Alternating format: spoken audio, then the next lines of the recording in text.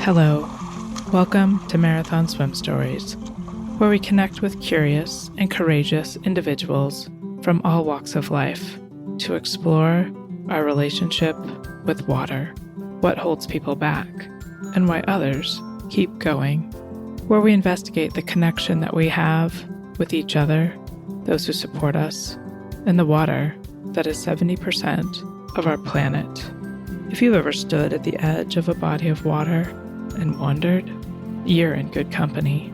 I'm Shannon Keegan, mom, wife, marathon swimmer, swim efficiency coach, and founder of Intrepid Water, where I teach swim freedom, virtually, locally, and abroad. The freedom to get started, break out of your comfort zone, or shatter your preconceived notions of what's possible. Find out more at intrepidwater.com. Hello, listeners. It seems like spring has sprung in Southern Oregon, and I'm realizing just how little I've been getting outside. Does that happen to you in the cold, dark winter months? I'm looking forward to getting back to some walking and hiking this spring. What do you do on dry land to support yourself in pursuit of your swimming goals? Join me at the water's edge, my virtual community where we support each other on this path, whatever you're endeavoring. You'll find a link in the show notes. I'm thrilled to bring you a conversation today with Bill Bradley, better known as Epic Bill in the documentary of his life, which you can find on PBS. While Bill is known for his extraordinary feats in various land-based endurance challenges, in this episode, we dig into Bill's interest in tackling the open water. Never one to back down from a challenge, I hope his story will inspire and motivate you to push past your limits, no matter what obstacles stand in your way. I hope you enjoy Bill's story.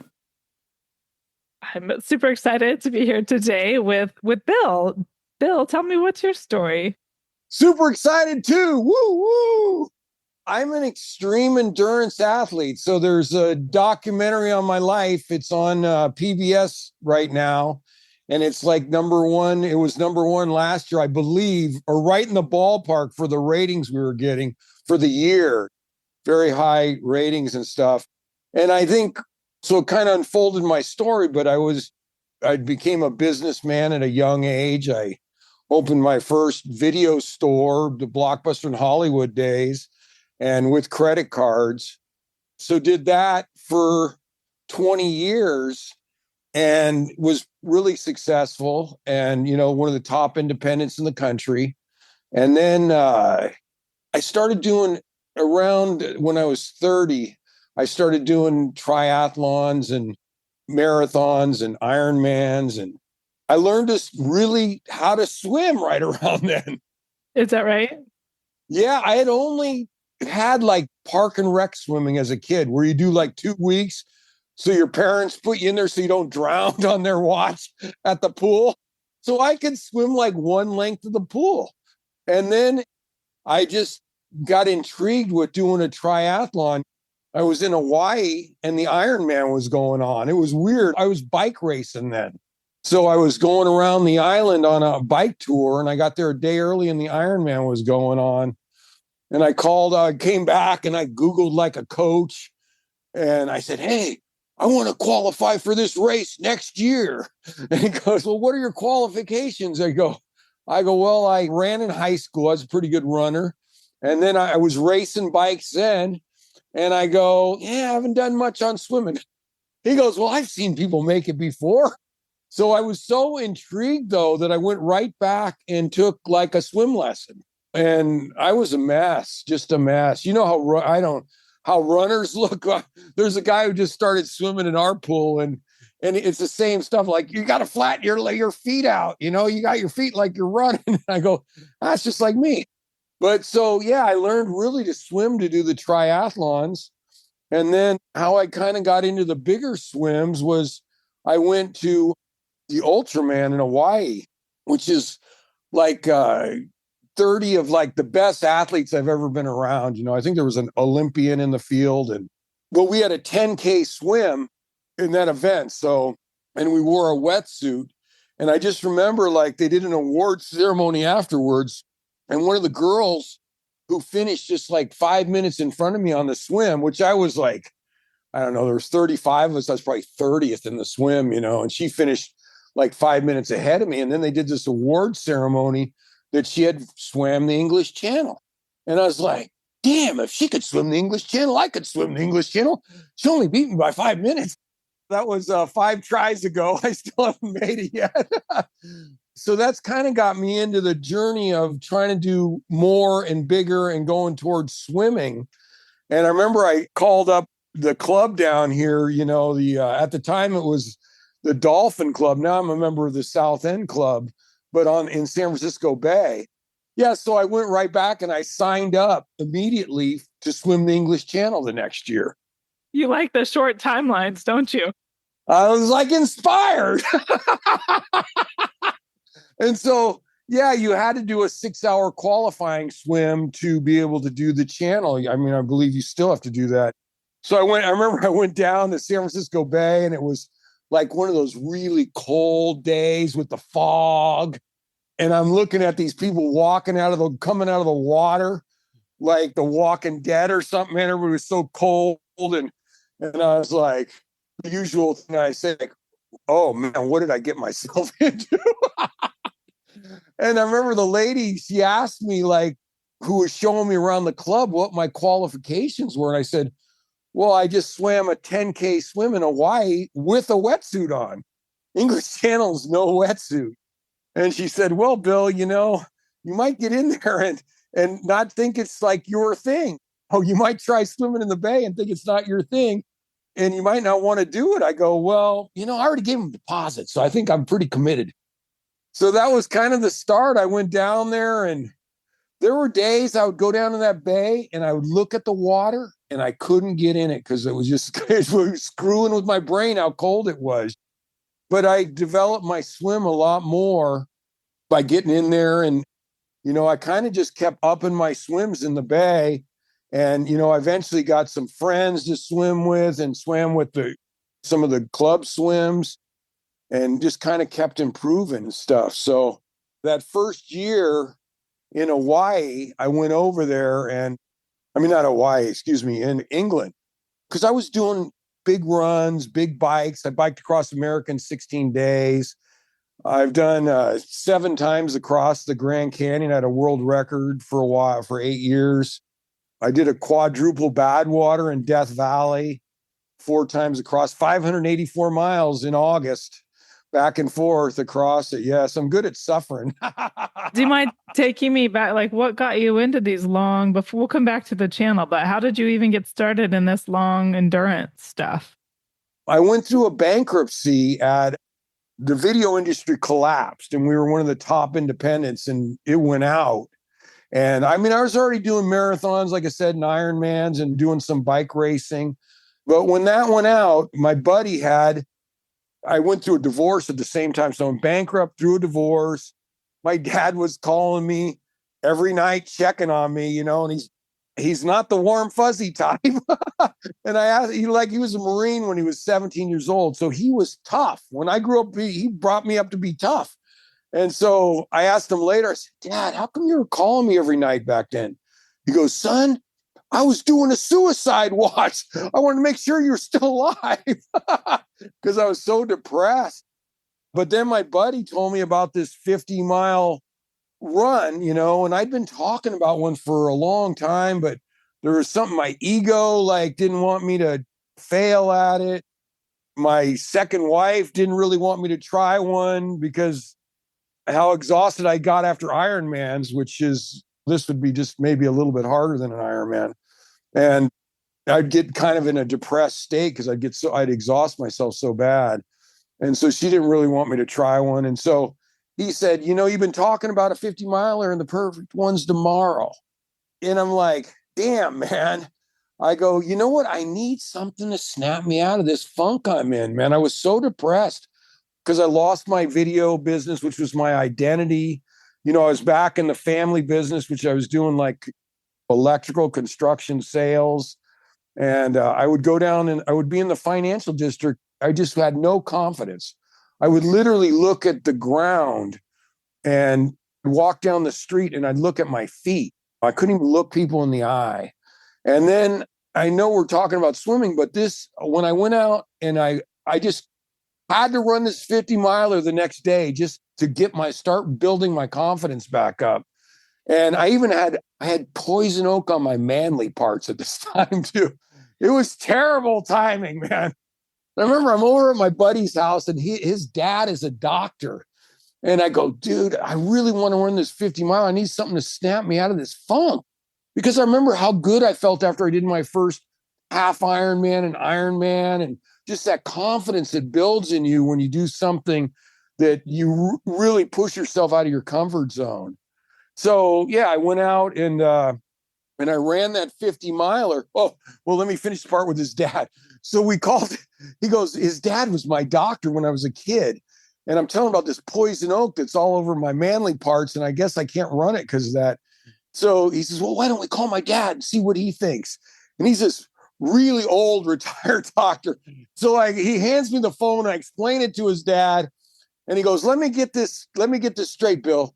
So you're asking me if it's a good idea for you to run 50 miles with poison oak on your manly parts.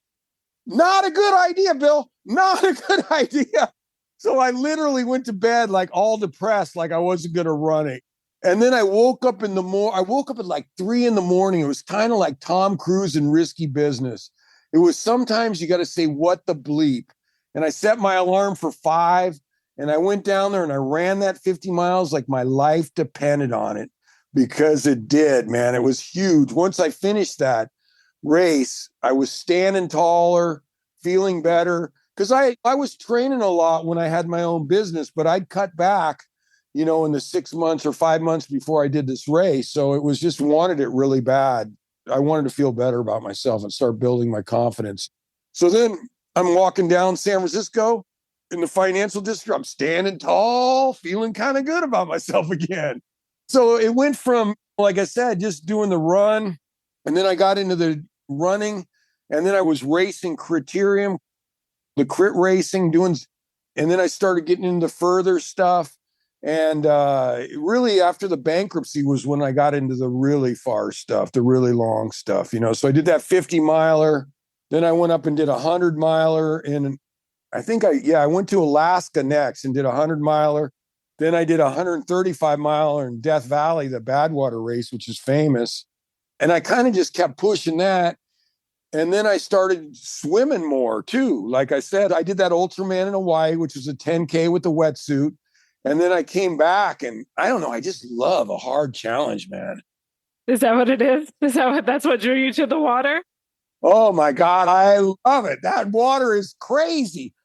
So you did this, you get your membership at Cirque, you start doing your training because you're going to go to the English Channel the year after your first 10K in a wetsuit. Is that right? Yeah. Yeah. Okay, so it's a year later after your first 10K in a wetsuit. You're in England. Tell us about it. Oh, yeah. So I go to England and somebody had referred me this boat pilot, and there probably couldn't be a worse fit for me, right? This guy's like, he took like the record holders across, right? And here you got some guy showing up who hasn't hardly done anything. So I showed up and I met him in Dover, and he says, so Bill, you think you could swim the English Channel? He says, oh, I looked up your website. So you're an extreme endurance athlete and you think you can do the channel. He goes, no way in hell will you be able to make the channel, Bill. No way in hell. He goes, my worst guy lasted 10 minutes and then he begged me to pull him out of the water. You probably won't even last 10 minutes. And I'm thinking to myself, I go, wow, this is very unusual service for a guy I just handed a $5,000 check to. And then it was like, I went back and 2 days later, he calls me, hey, you're going to have a day. I think it's going to be good conditions for you to do your swim. Meet me down at the boat dock at 3 a.m, or at the harbor at 3 a.m. And so I go down there and meet him. And then you got like a half-hour ride down the coast to where you start. And it's whitecaps everywhere. I said, dude, you said it was going to be nice. He starts laughing. He goes, surprise storm blew in, Bill. And I've been swimming in San Francisco Bay, which I had never seen water like this. I hadn't swam in this type of water. And I jumped out and you swim to shore. And I swam to shore and I went to stand up and a wave hit me on the back and drove me onto my knees. And I crawled out of the water and I looked out at this dark, angry ocean. And I'm like, what have I gotten myself into, man? I couldn't believe it. I'd never swam in anything that looked anything like what this was like. And he had said, like, the first half hour is going to be super rough.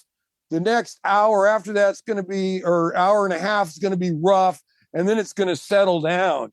But when I jumped in that water, I was getting just smacked from side to side. I couldn't even tell which way was up. To this day, I've never been in water that rough again.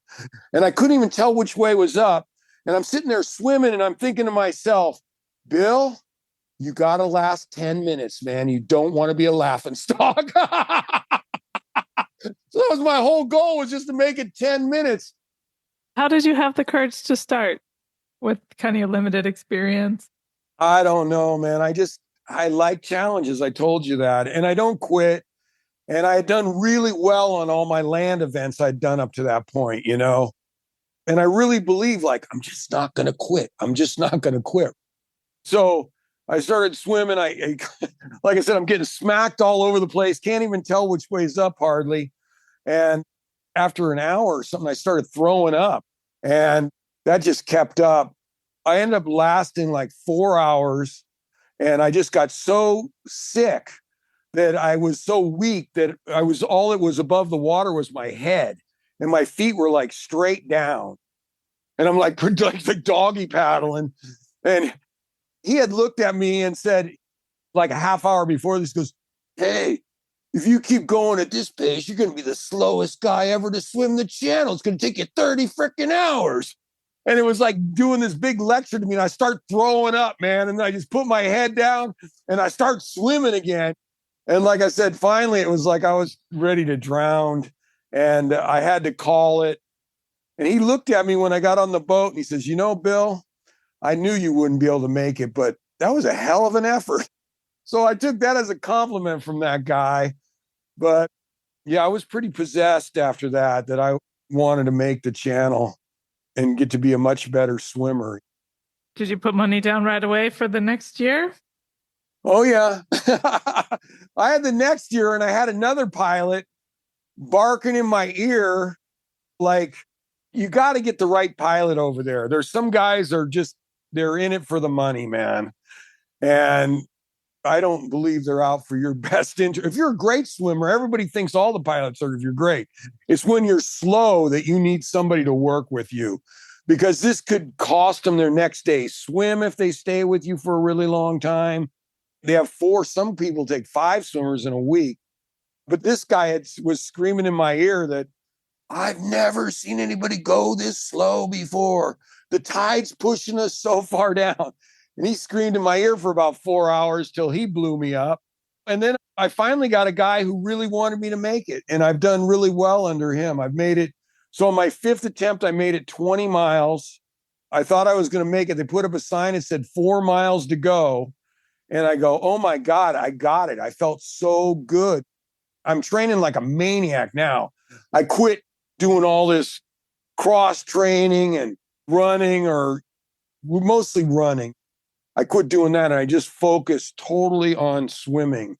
So they put up a sign that said like 4 miles to go. And I'm like, oh, I got this, man. I got this. This is on my 5th attempt, right? Because I never quit. And he put that sign up, and then all of a sudden, a freaking storm came in. The English Channel's famous for these quick storms that appear. And I remember when we went to shore, when I went over to shore where I swam to, I think, Shakespeare Beach, when you start, that little 1/4 mile swim to shore, a boat had pulled up next to me, and it was an Australian guy. And he yells, hey, I'll see you in the drink, mate. And I'm like, yeah, I'll see you in the drink. And we both swim to shore. And then they blow a whistle for you, each boat did. And we started about the same time, and he takes off like a shot, right? Like very elite swimmer. I go, dude, we didn't see each other in the drink very long, mate. So anyway, so they put up this sign where I'm here now. I'm out here. It's been like 10 hours or whatever, and I'm out there, and they put up a sign that said like 4 miles to go, and this storm hits, and I'm just digging. I put my head down, and I'm going like, this is my fifth attempt. I want to make it so freaking bad. I got my head down, and I'm just digging, and then I look up after probably another hour, and I look, and the sign now says 7 miles to go. I go, I'm like in my head, I'm like, how could I be 7 miles to go? I was 4 miles to go. I don't care if this storm's hitting me in the face. It couldn't have pushed me backwards 3 miles. And all I'm thinking to myself is I need to talk to my crew. Never put a sign up that's bigger than the last one. I don't care if it's true or not. Don't put it up. It was like screwing with my mind. And I'll just tell you what happened was I got pushed sideways. So I'm not going in, and the tide's pushing me sideways. And you're supposed to hit that Calais point, on France. And if you miss it, which I didn't know, you go past it, then it's like much further to get in. So I had gone past it is what had happened. But I remember even after I saw that 7 miles, I just kept, just dig, just dig, just dig. And then I looked up after I dug for another 20 or 30 minutes, and then I didn't see the boat. Just white caps everywhere. And I felt like I was the guy like in the perfect storm where the fisherman's boat goes down at the end, and he's out there treading water in the middle of the ocean. And all I got is my little yellow South End cap on. Yeah, and I'm bobbing around out there, and I don't think it was very long. It felt like forever when you're looking around and don't see the boat. And it was probably 30, 45 seconds. And then I finally saw it towards England, about 500 yards away. So I went and swam to the boat, and he called it. I was beyond exhausted anyway. How many hours had that been? I think it was 11:45.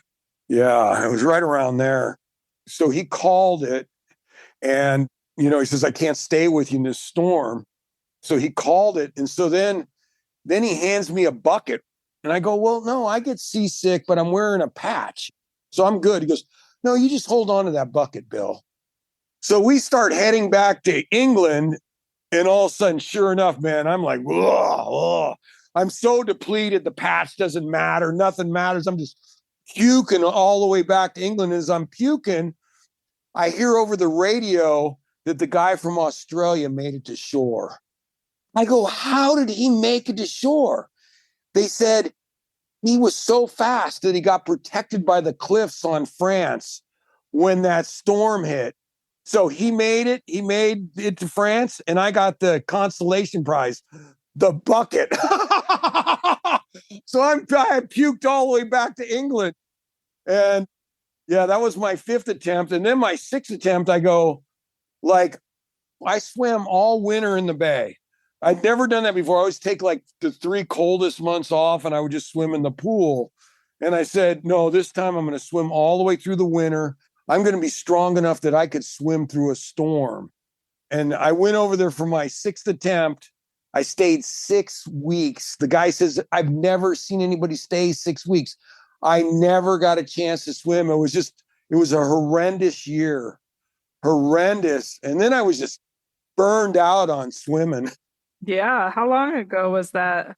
I took 8 years off. And then one day I was walking by the water, looking at the bay, and I said, that water's starting to look sexy again.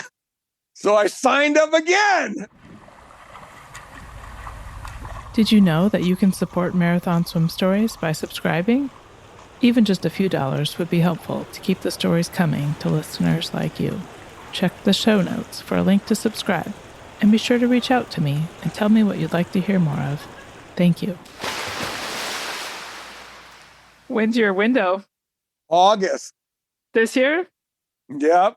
I signed up like a year. It takes like 2 years now.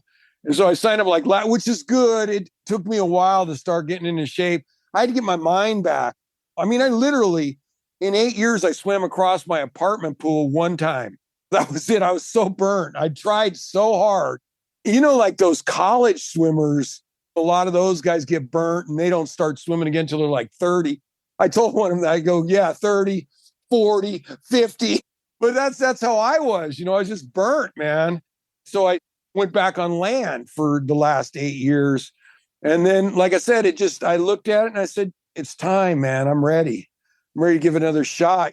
It was surprising how much I lost, though. When I started swimming, because you're just doing it. I was doing it all the time. I don't think I had it ingrained in my muscle memory like college or even high school swimmers, because I started so much later in life, but it's coming around. So yesterday I went out.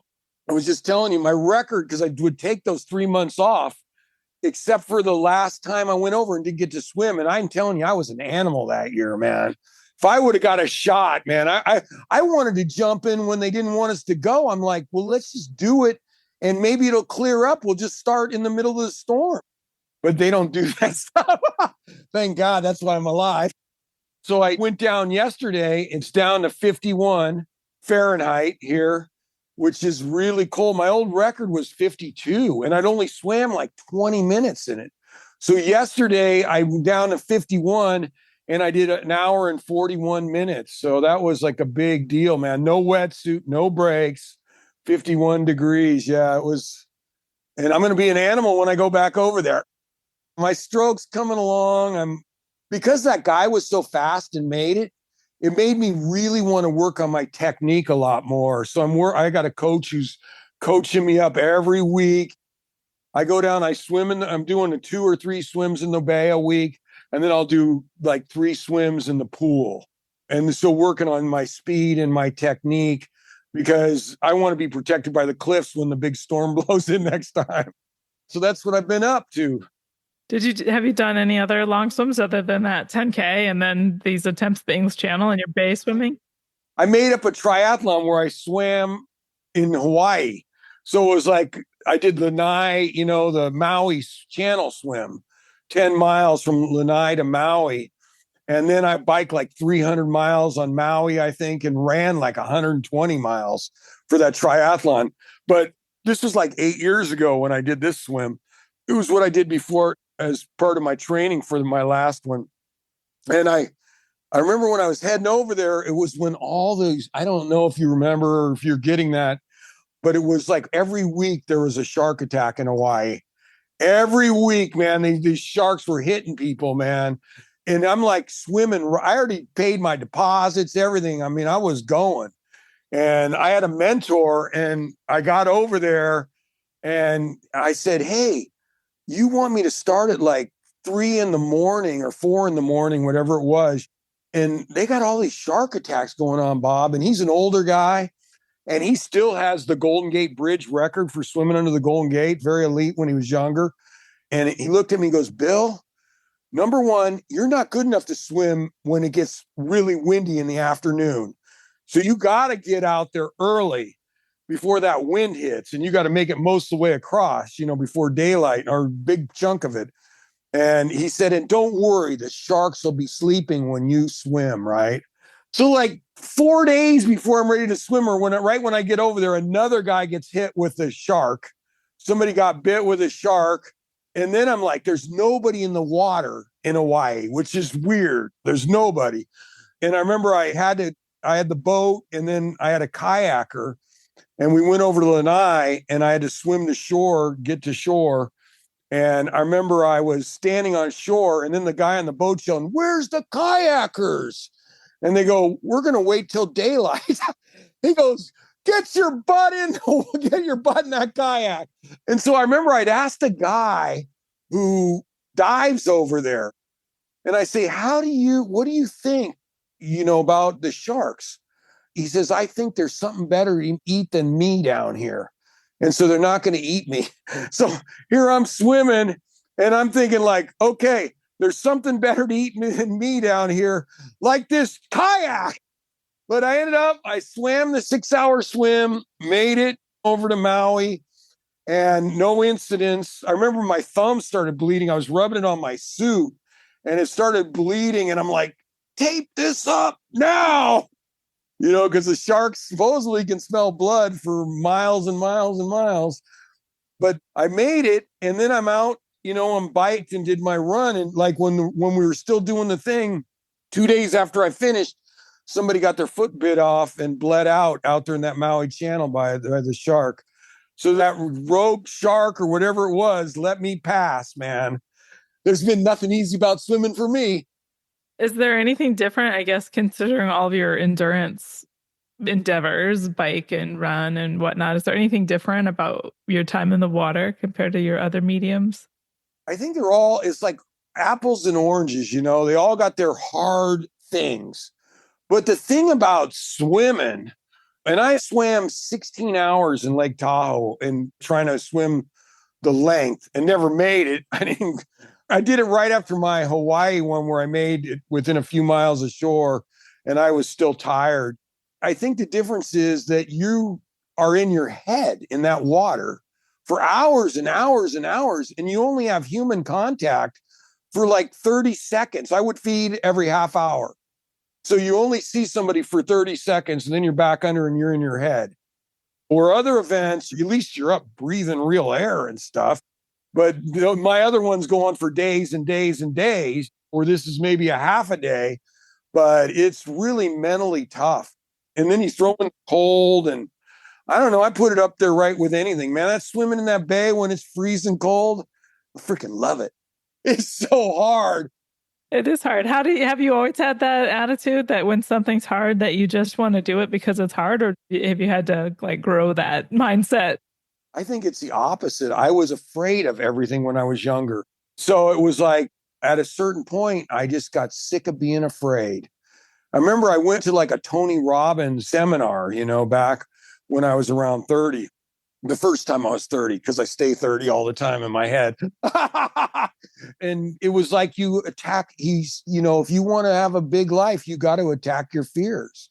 And so I'd written down all my fears and I attacked them. And just recently, like a couple of years ago, maybe 3-4 years ago, I like I could put off my fear of heights. And then I finally couldn't put it off anymore because I was climbing Denali in Alaska where there's these really steep drop offs and it was just freaking me out. And I was gripping so bad up there, I couldn't make it. I still haven't made that one either. I've taken 6 tries. I never quit. But I went after that fear and of the heights by skydive where you're the tandem skydive. And then I did a bungee jump. And when I did the tandem skydive, the guy goes, "Bill, I've never seen anybody as stiff as you jump out of the plane." I go, "Dude, it's because I thought I was going to die." When the parachute opened, I wanted to kiss the guy. But it was the same like swimming in deep water, swimming in rough water. I had, because of watching Jaws at a very young age, really screwed up on the sharks. I remember my first ocean triathlon swim, I heard Jaws music in my ear the whole time. And by the time I got to shore, I was exhausted. So I had somebody who had to work. I had to go get some sort of mental trainer to get that Jaws music out of my head. Did you really get somebody to help you with that? Yeah, I did. We got to get that music out of my head. Yeah. If I got the money, I'm going to work with somebody to fix my fears or help me fix my fears. Like I work with a life coach daily right now. It's just in the budget. I have to do this because if fear or whatever starts moving me sideways, she'll get me grounded and get me straightened out. And I don't go sideways for like 2 or 3 days or a week or whatever. Tell me a little bit. You've mentioned that you never give up, but you've had a few where you've had to get called by the pilot or whatever happened in Denali when you couldn't make it up. So how do you kind of reconcile those? I don't use the word failure personally, but how do you reconcile that and fuel it to continue your challenges? What I was being really, really hard on myself when I would fail. I couldn't stand using that word because I don't think it's true. I think, is the failure the guy who's out in the arena or the woman fighting the fight, or is the failure the guy who's sitting on his couch watching TV telling you you're a failure? That's the failure, the guy who's too afraid to try. So I'm all about just trying. And you know what?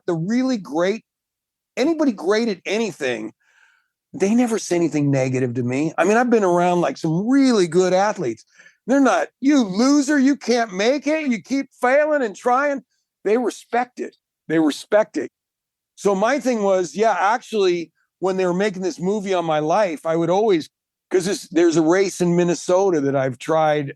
I'm up to, well, I'll just say, when the movie was filmed, I was on my 8th attempt. It's 135 miles. It's northern Minnesota, the coldest spot in the continental US, and they do it the coldest time of the year. So when I went out there, the first time I went out there, it was like minus 35. I'd never been in those kind of temperatures. I bought a pair of gloves up where I lived in California, the best gloves in California. They weren't even nearly warm enough or that cold. My hands were like frozen. Was it a run? It's a run, and you pull like a 40-pound sled with your survival gear. And it's right there with anything for being the toughest run in the world for that distance. I didn't even know what I was doing at all. And I went out and attacked this thing, but I ended up with frostbite. Well, I've had frostbite, knocked me out of the race. But it's like I've tried it 8 times, right? You know, I didn't even know, but I'd always just say, because I hated the word failure. I'm not a failure. I've been making everything, you know, and I would just say, haven't you tried that race numerous times, or just 2 or 3, dude? That's it, man. And I never counted. And then I remember when they were doing the film, Quinn, the young director who's excellent. This is Epic Bill, really great film on my life. Just happened to be wearing the shirt and the hat. I'm a promoter. Anyway, and it's very inspiring. So Quinn goes, you know what attempt you're on, Bill? You're 8th. I go, no way. Says, you're on your 8th. And then it was like, all of a sudden what I learned when people learned how many times I tried, where I thought like the big L word, the loser word would come to my head, like you can't make this. But people had a lot of respect that I would just show back up and toe the line again the next year. And I'm on my, the next time I go out there will be my 13th attempt. I never quit, but I'm taking 2 years off for swimming right now. Have you always just kind of laughed things off like this, Bill? You have quite a way to just laugh your way into the next challenge, it sounds like. I try.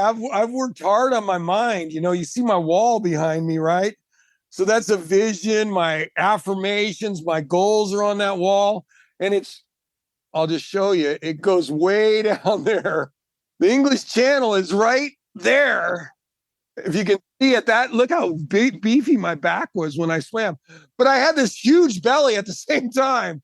I said, no side shots, just the front, just the back. But yeah, I show the channel up there. And like I've been watching the Naiad where she swam from the movie Naiad, the Cuba to Florida swim. And then I watched 10 times I've watched that. You know why? I want to get her mental toughness into my head. She is so tough. And I met somebody my swim coach up here met her, and she says, oh, she's just like in the movie.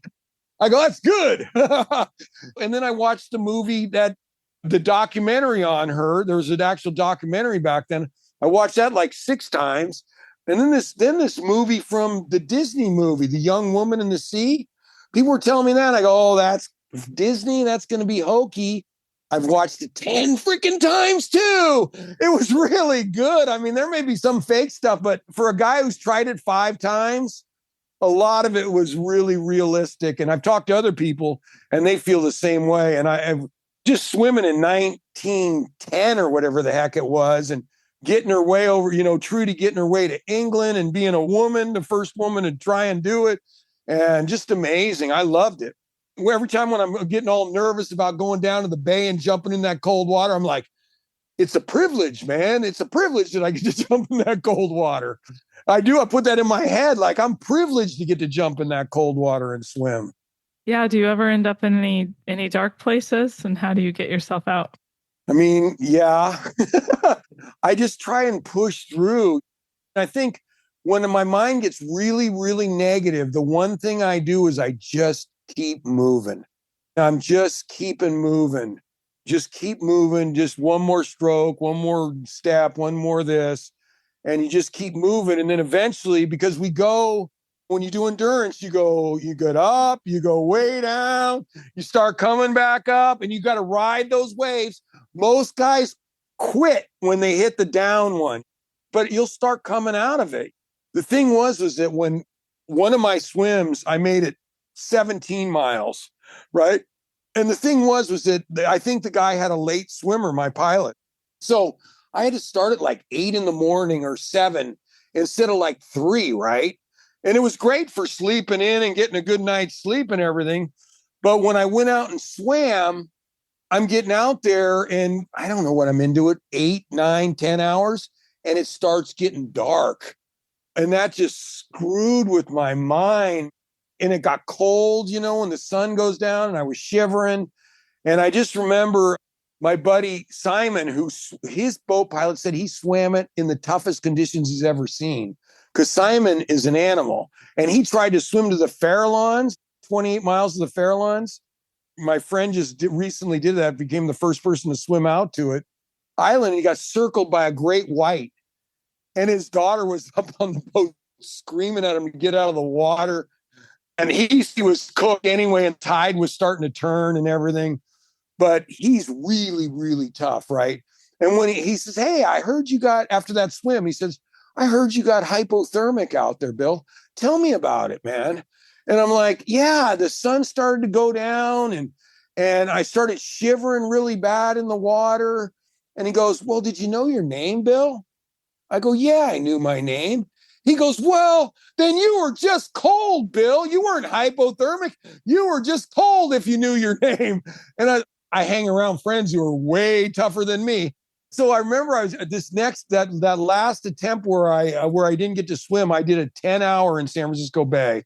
Never done a 10-hour there. 56 degrees, 10 hours. And I remember at 8 hours, I started to shiver. And I'm sitting there and I'm going like, okay, do I know my name? I was taking a feed and I'm like this. And I'm like, it was like 8 hours. I had 2 more hours to go. And I go, my name's Bill. I'm just cold. I'm not hypothermic. My name's Bill. I'm just cold. So I ate the food and I was able to get enough food in me. And I started picking my pace up and I stopped shivering and I beat the dang hypothermia, man, or the cold. Because if you can get your speed back up, you'll get warm again, So I was able to get enough food in me. But he made me tough, man. That was a huge mental victory there, that I was able to snap out of that feeling like I was hypothermic. Yeah, I think it's an interesting thing to balance the physiologic with the psychologic, like with the sensation so strong of the cold. But to figure out ways that we can, I guess, push through and keep moving. It's a kind of a fascinating piece to me. It's interesting to me because like another buddy of mine, he swam the length of Tahoe like 3 times, right? 3 different times. We call him the reptile because he's so damn tough, right? He's the king.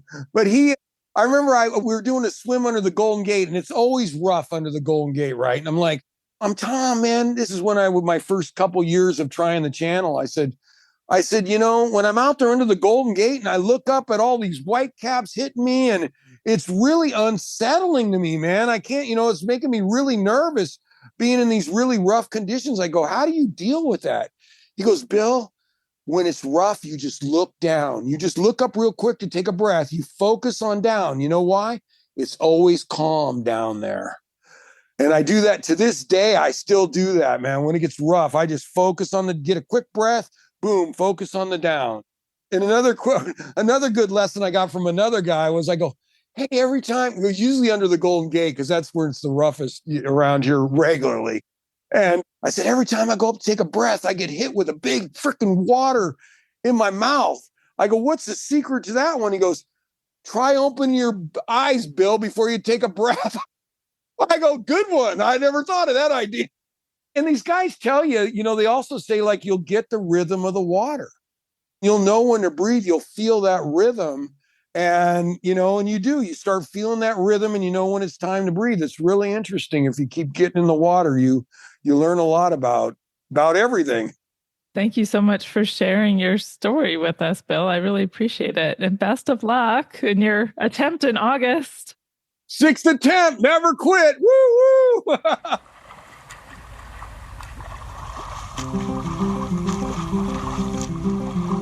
I hope you enjoyed today's episode.